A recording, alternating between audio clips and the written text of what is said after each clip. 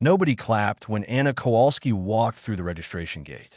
Every other cadet who entered the Galactic Military Academy that morning received applause from family members, salutes from servants, or at least a respectful nod from the guards. Anna received stares. Cold, measuring stares from beings who stood twice her height and carried weapons older than human civilization. She was 18 years old, 5 feet 4 inches tall, and weighed 120 pounds. In a place designed for warriors, she looked like someone's lost child. The academy existed on Station Horizon, a military installation floating between 3-star systems. For 200 years, it had trained the Coalition's finest soldiers. Dracorians with scales harder than starship armor. Crystalline beings who could shatter metal with their bare hands. Insectoid warriors with venomous stingers. These were the species that conquered galaxies. Humans had only discovered faster-than-light travel 30 years ago. They were still considered newcomers. Primitives. Soft creatures from a soft world. Anna was the first human ever admitted to the elite combat division. She carried one duffel bag. Inside were 3 changes of clothes, a datapad containing her scholarship papers, and a photograph of her younger brother Daniel.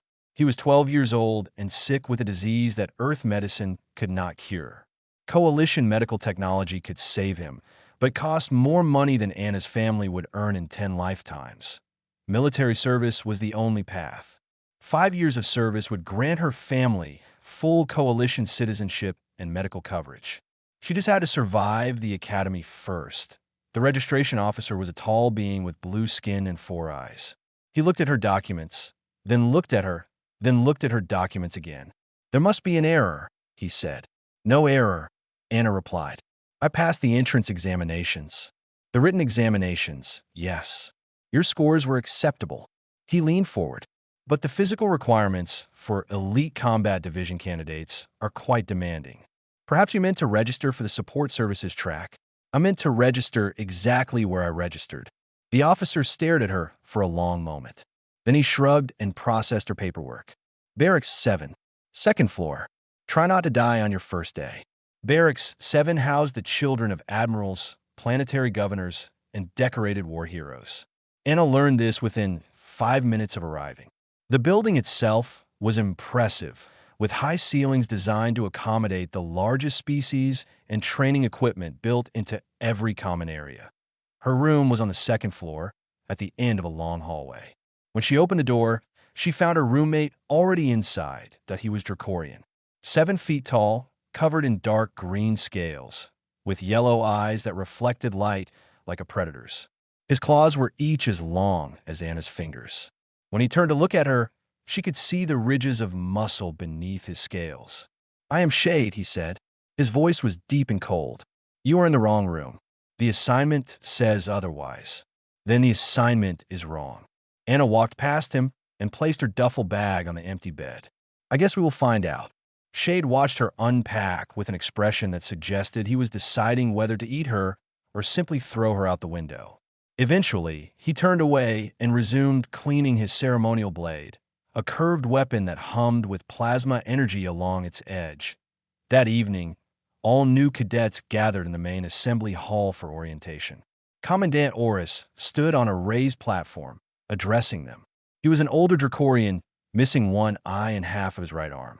The wounds had been replaced with mechanical parts that gleamed under the lights. "You are here because you believe you are exceptional," he said. "You are wrong. You are here because you have the potential to become exceptional. Most of you will fail. Some of you will die. The rest will become the finest warriors the Coalition has ever produced."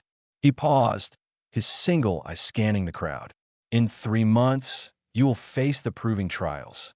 These trials will determine your ranking, your assignments, and your futures. Prepare accordingly." Anna felt the weight of dozens of stares on her back. She did not turn around. After the assembly, she walked back to the barracks alone. A group of cadets intercepted her in the hallway. There were 5 of them, all from species she did not recognize. They formed a circle around her. "So this is the human," one of them said. He had gray skin and tusks protruding from his lower jaw. "I thought they would be bigger." "Humans are prey species," another said. "They hide in caves, and fear the dark. Anna said nothing. How long do you think she will last? The first one asked. I bet 10 credits she washes out within a week. I bet 20 she does not survive the first combat training. They laughed. Anna waited until they were finished, then walked between them without a word. They let her pass, still laughing. Back in her room, Shade was sitting on his bed, watching her enter. They are right, he said. You do not belong here. Anna pulled out the photograph of her brother and placed it on her small desk. Daniel smiled at her from the image, thin and pale, but still smiling. Maybe not, she said, but I'm staying anyway. She lay down on her bed, closed her eyes, and began planning her survival.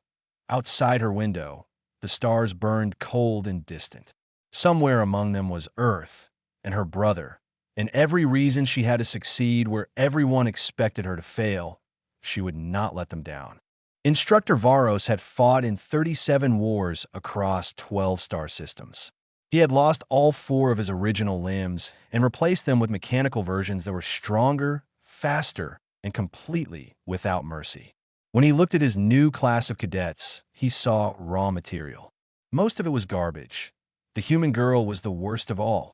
Combat training begins now, he announced on the first morning. You will be paired for sparring matches. I will observe and evaluate. Do not hold back. Do not expect your opponent to hold back. Pain is an excellent teacher. Anna stood in the back of the group, wearing the standard training uniform that hung loose on her small frame. The other cadets had already begun selecting partners, gravitating toward those of similar size and strength. Nobody selected Anna. Interesting, Varos said, walking through the group. It seems we have an odd number.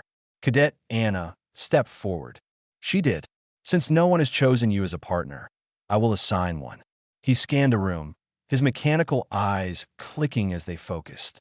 Cadet Runa, you will spar with the human. A murmur went through the assembled cadets. Rune was crystalline, a being made of living silicon that could withstand extreme temperatures and tremendous force. His body was translucent blue, with sharp edges and angles that caught the light. He was beautiful and terrifying. Instructor, Rune said, this seems unfair. To whom? Rune smiled, and his smile had too many edges. To me. I will gain nothing from defeating such a weak opponent. Then defeat her quickly and wait for a worthy challenge. The other cadets formed a circle around the sparring mat. Anna could hear them placing bets on how many seconds she would last. The highest estimate was 30. Rune stepped onto the mat with casual grace. Anna followed him and took a basic defensive stance. I will try not to break you, Rune said. Coalition medical technology is advanced, but they cannot fix everything. Anna did not respond. She focused on his movements, his weight distribution, the way light passed through his crystalline body. The match began. Rune moved like water flowing downhill. He was fast, impossibly fast for something made of stone. His first strike caught Anna in the shoulder and sent her spinning. His second struck her ribs. His third opened a cut on her forehead. She did not fall. Blood ran into her eyes. She wiped it away and returned to her stance. Rune tilted his head, curious. You should yield, he said. Anna shook her head. He hit her again and again. Each blow was precise, calculated to cause maximum pain without permanent damage. He was playing with her, demonstrating the gap between their abilities. The other cadets laughed and cheered. Some counted her injuries out loud, but Anna did not yield. Minutes passed. Rune's amusement faded into irritation, then confusion.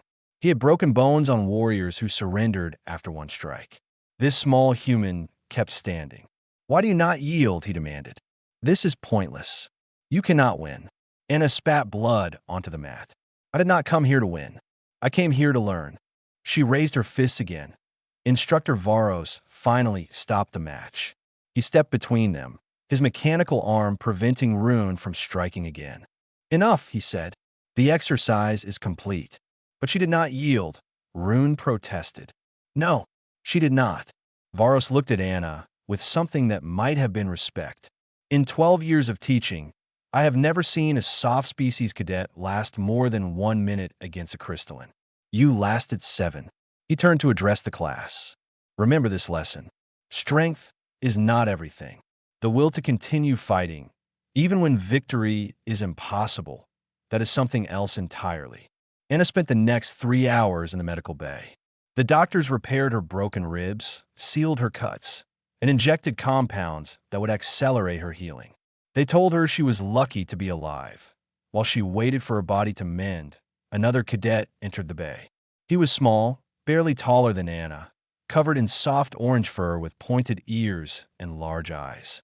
A felinoid from one of the Coalition's client species. "I am Pip," he said. "I saw your match." "Everyone saw my match." "Yes." He sat down on the bed next to hers. "I thought you were very brave. Or very stupid. Perhaps both." Anna laughed, then winced at the pain in her ribs. "Perhaps both." Pip lowered his voice. "I should warn you about the proving trials. Cadets from lesser species, like you and me, we sometimes have accidents during the trials. Equipment malfunctions. Environmental hazards. You understand?" Anna understood. "Thank you for telling me. We must look out for each other," Pip said. "No one else will." That night, after lights out, Anna crept out of the barracks. She found an abandoned maintenance corridor and began training. She had recorded every combat style used by every cadet she had observed. Now she studied them, looking for weaknesses, patterns, anything she could exploit. She trained until her body screamed for rest. Then she trained some more. From the shadows at the far end of the corridor, Shade watched her. His yellow eyes glowed faintly in the darkness that he did not announce his presence. He simply watched, his expression impossible to read. 3 weeks changed many things. Anna learned to move through the academy like water through cracks, finding paths where larger cadets could not follow. She learned which instructors respected effort and which only respected results. She learned to sleep lightly and trust no one except Pip. But 3 weeks did not change how the other cadets saw her. To them, she was still prey. The survival simulation was supposed to be routine. 20 cadets dropped into a hostile environment with limited supplies. Survive for 12 hours. Reach the extraction point.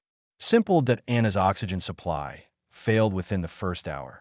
She was alone in a simulated toxic atmosphere, her suit leaking precious air with every breath. The other cadets had scattered across the training zone, too far away to help even if they wanted to. Her communication device showed no signal. Someone had sabotaged her equipment. She had checked it 3 times before the exercise. It had been perfect then. Panic would kill her faster than the poison air. Anna forced herself to remain calm.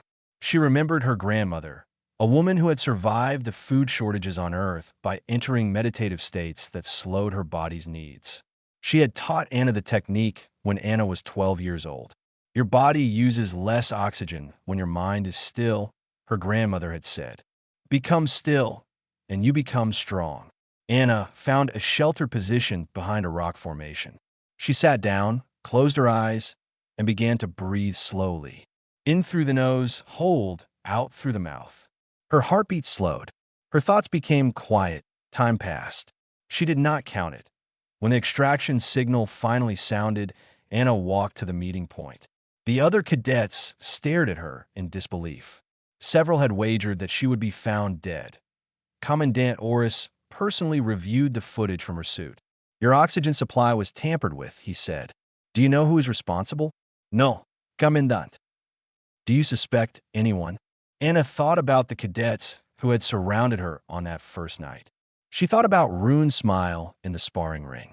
She thought about all the small cruelties she had endured. "No, Commandant." Oris studied her face. Accusations without evidence damage only the accuser. "Remember that." "I understand."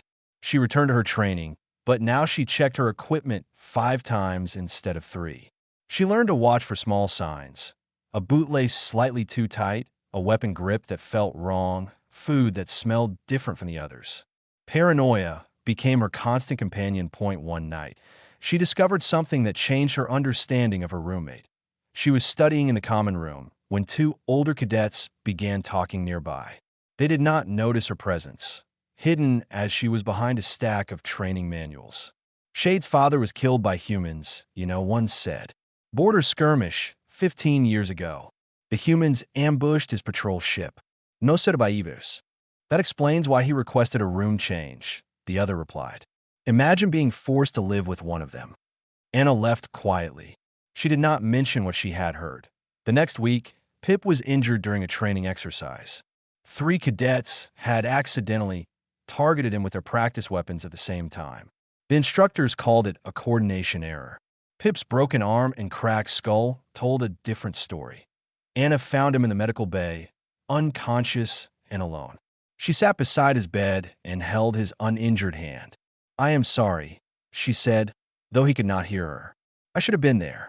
When Pip's condition stabilized, Anna helped him back to his quarters. It was a long walk, and Pip could barely stand. 3 cadets blocked their path in the corridor. "Look at this," one said. "The prey species are helping each other." How touching. Anna positioned herself between them and Pip. "Move aside. Or what? You will bleed on us." They laughed. Anna did not. The first one reached for Pip. Anna grabbed his wrist and twisted. He was 3 times her size, but she knew where the joints were weakest. He dropped to one knee with a howl of pain. The other 2 attacked her together. She could not defeat them. She was too small, too weak, too human. They beat her against the walls and floor until she could barely see, but she did not move away from Pip. Every time they knocked her down, she got up and stood between them and her friend. "Why do you not just run?" one demanded, panting from the effort of hitting her. "He is not worth this." Anna spat blood. "Everyone is worth this." They might have killed her if Shade had not appeared. He did not say a word. He simply stepped into the corridor, and the other cadets suddenly remembered urgent business elsewhere. Anna collapsed against the wall, holding her broken ribs. Shade looked at her for a long moment, then picked up Pip and carried him the rest of the way to his quarters that night. Anna found a book outside her door. It was a Dracorian combat manual, old and well-used. A small note was tucked inside. Page 47. She opened to that page and found a technique called the Patience Stone. It was designed for warriors who faced stronger opponents. The principle was simple. Absorb punishment, study patterns, wait for the perfect moment, strike once with everything. Anna read it 7 times before she slept in the bed across the room. Shade pretended not to notice. The Arena of Ascension was the largest structure on Station Horizon. It could hold 50,000 spectators and simulate any environment from burning deserts to frozen wastelands. For 200 years, the finest warriors in the Coalition had proven themselves within its walls. Today, Anna would fight there. The proving trials had finally arrived. Every cadet who had survived the training assembled in the preparation chambers beneath the arena. Above them, the stands were filled with military commanders, political leaders, and wealthy citizens who had paid fortunes for the best seats. Commandant Oris addressed them one final time. "The proving trials this year will be team-based," he announced. "You will be assigned partners randomly. Your success or failure will be shared." A holographic display began showing the pairings. Cadets watched nervously as names appeared together. Some pairings were favorable. Others were disasters. When Anna's name appeared next to Shade's, the room went silent. Shade stared at the display as if it had personally insulted him. Around them, other cadets began whispering. A Dracorian noble paired with a human? It was almost funny. "This must be an error," someone said. "The human will drag him down." Shade said nothing. He simply walked to the equipment station and began checking his weapons. Anna followed him. "I will not slow you down," she said. "You already have." He did not look at her. "My father's reputation, my family's honor, they all depend on my performance today. And I am paired with a human. Then we will have to win despite that." Shade finally looked at her. "You truly believe you can contribute anything to this partnership?" Anna thought about 3 weeks of training in secret corridors. She thought about techniques she had memorized, patterns she had studied, weaknesses she had cataloged. She thought about the Patience Stone. "Yes," she said. The first trial was a survival challenge. They were dropped into a predator simulation with one objective: protect a civilian hologram for 30 minutes. The predators were fast, vicious, and programmed to target the hologram above all else. Shade immediately took a position at the front, his plasma blade humming with deadly energy. Anna stayed near the hologram, watching the shadows. The predators came in waves. Shade was magnificent, a whirlwind of scales and steel that cut down everything that approached. But there were too many predators, and only one of him, .3 of the creatures, slipped past his defenses, heading straight for the hologram. Anna intercepted them. She could not kill them as quickly as Shade could, but she could distract them, lead them away by time. "What are you doing?" Shade shouted. "My job." She drew the predators toward a narrow passage where their numbers would not matter. They followed her, snarling, leaving the hologram unguarded. Shade finished the remaining attackers and ran to catch up. He found Anna standing over 3 dead predators, breathing hard but uninjured. "You used yourself as bait," he said. "It worked." They passed the first trial with the highest score of any team. In the preparation room afterward, Shade did not speak to her, but he also did not complain about their partnership. The second trial was announced: gladiatorial combat. Team against team, last pair standing wins. Their opponents would be Rune and his partner, a massive being named Grath who had won every combat challenge for 3 consecutive years. They were considered unbeatable. Anna looked at Shade. "Do you have a plan?" "Survive long enough for me to kill them." "That is not a plan." Shade bared his teeth. It might have been a smile. "Do you have a better one?" Anna thought about the patient stone. She thought about watching Rune fight, studying his movements, memorizing his patterns. She thought about the resonance frequencies of crystalline structures. "Maybe," she said. The arena shifted around them, transforming into a rocky wasteland with scattered boulders and uneven ground. 50,000 spectators roared with anticipation. Rune and Grath stood at the opposite end, weapons ready. Rune's crystalline body caught the arena lights, scattering rainbows across the sand. "Surrender now," Rune called out, "and I promise to make it quick." Anna picked up a heavy stone from the ground. Shade watched her curiously. "What are you doing?" "Testing a theory." The signal sounded. The match began. Rune and Grath charged forward together, a wall of crystal and muscle that seemed unstoppable. Anna grabbed Shade's arm. "Protect me," she said. "Just for 2 minutes." "Why?" "Because I know how to break him." Shade hesitated. His entire life, he had been taught that humans were weak, useless, inferior. But this human had taken beatings without yielding, had fought predators to protect a hologram, had earned a place in the elite combat division against all odds that he made his choice. 2 minutes, he said, and raised his blade. Grath hit like a falling starship. Shade blocked the first strike with his blade, but the force drove him backward 3 steps. The second strike cracked one of his scales. The third broke his left arm at the elbow, but he did not retreat. He stood between Anna and the attackers, buying her the time she needed. Anna was not watching the fight. She was listening. Crystalline beings were beautiful, but they had a weakness. Every crystal structure had a resonance frequency, a specific vibration that could cause it to crack and shatter. Finding that frequency required patience and precision, she struck the stone ground with her heavy rock. Once, twice, 3 times. Each strike created vibrations that traveled through the arena floor. She felt them in her feet, in her bones, in her teeth. She watched Rune's body, looking for any sign of reaction. On the 4th strike, she saw it. A tiny tremor in his shoulder, where the crystal was thinnest. She had found a frequency. Shade was losing. Grath had forced him to his knees, and Rune was circling around to finish Anna. The crowd screamed with excitement, eager to see the human fall. "Your protector is finished," Rune said, approaching her, "and you have nowhere to run." Anna did not run. She began striking the ground in a steady rhythm, matching the frequency she had discovered. The vibrations spread through the stone, surrounding them both. Rune stopped. His head tilted. "What are you doing?" She did not answer. She just kept striking. Cracked at a small fracture appeared on Rune's shoulder. He looked at it with confusion, then alarm. "Stop that," he said. Anna struck harder. More cracks appeared, spreading across Rune's chest like frost on a window. He tried to move toward her, but each step caused new fractures to form. The vibrations were tearing him apart from the inside. "Stop!" he screamed. The arena fell silent.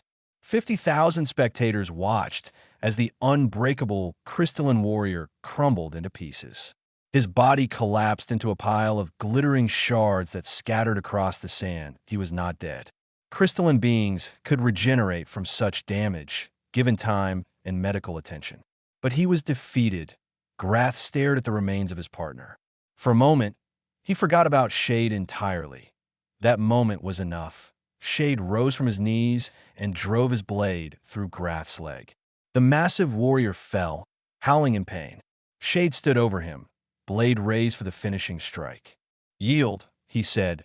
Grath looked at his fallen partner, at the human girl who had destroyed him with nothing but a rock, at the Dracorian who refused to die. "I yield," he whispered. The arena erupted. The noise was deafening, a wall of sound that crashed over them like a wave. Anna dropped her stone and fell to her knees, exhausted beyond measure. Shade walked to her side. He looked at her with an expression she had never seen before on his face. "How did you know that would work?" he asked. "I do not know. I hope." He stared at her for a long moment. Then he did something that shocked everyone watching. He offered her his unbroken hand. Anna took it. He pulled her to her feet. "You are still weak," he said. "You are still small, but you are not prey. Thank you. Do not thank me yet. We still have to survive the final trial." But there was no final trial.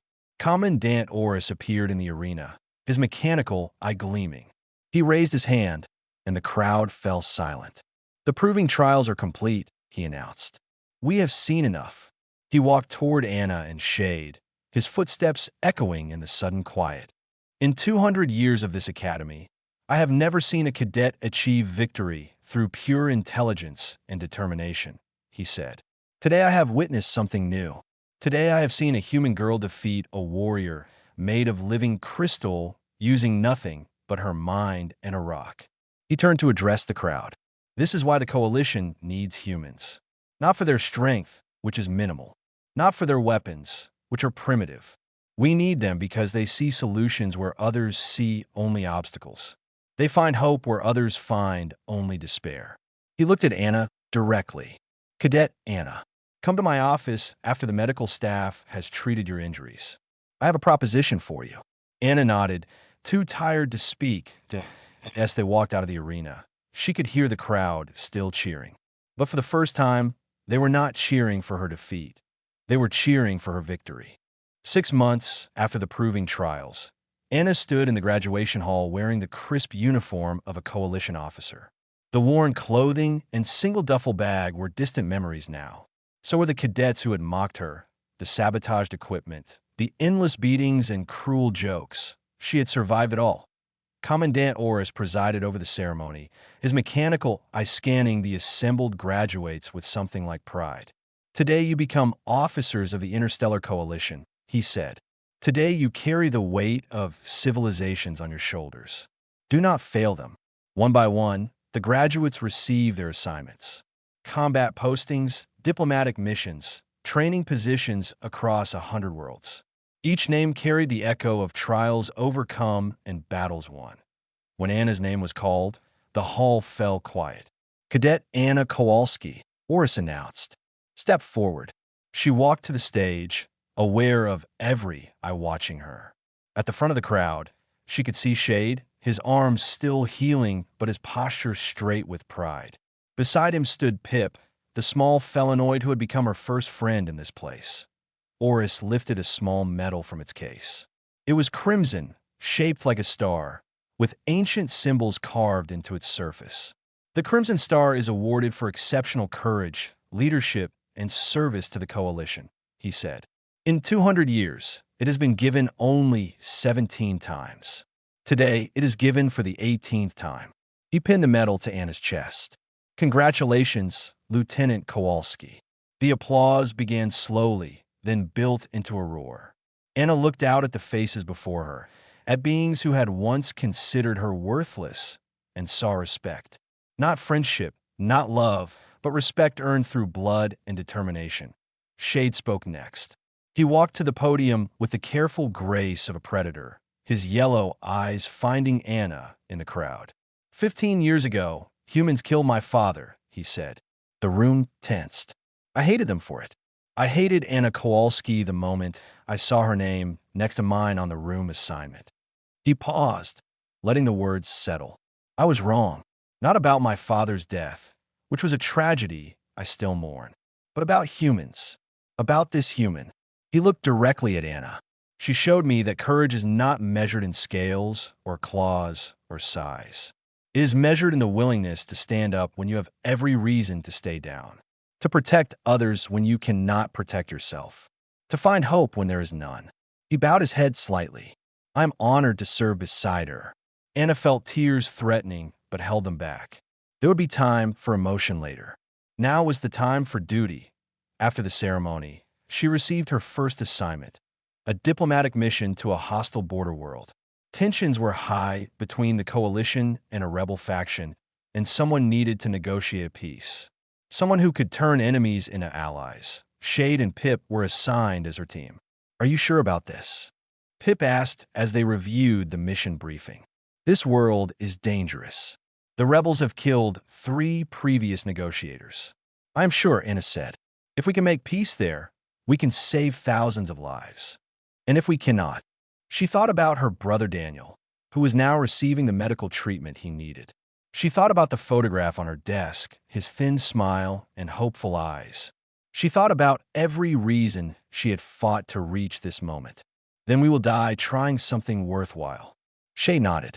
A good death. I prefer a good life, Anna replied. But I will take what I can get. Before departure, she used the communication system to call Earth.